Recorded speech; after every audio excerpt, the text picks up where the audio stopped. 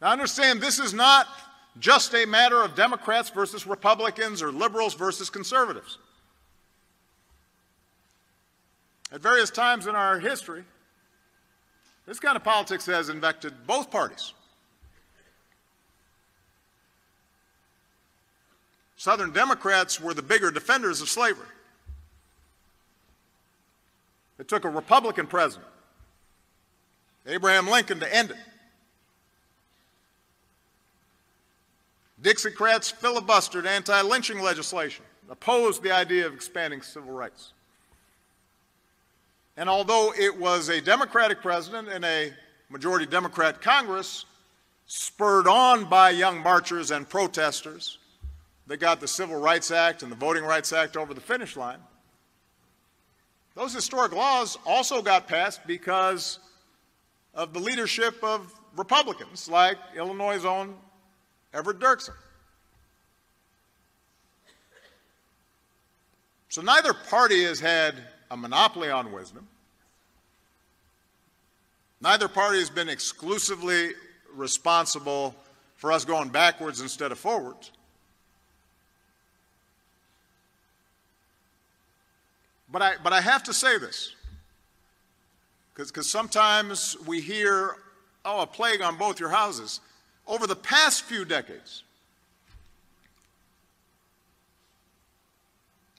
wasn't true when Jim Edgar was a governor here in Illinois,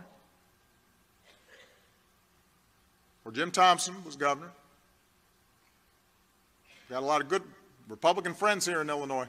But over the past few decades, the politics of division and resentment and paranoia has unfortunately found a home in the Republican Party.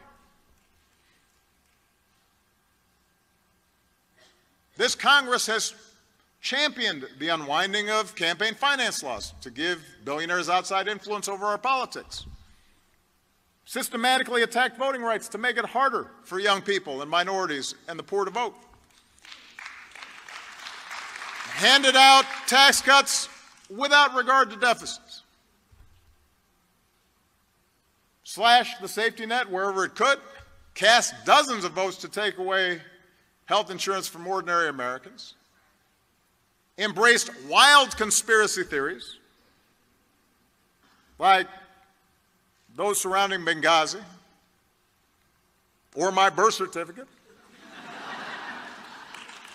rejected science, rejected facts on things like climate change,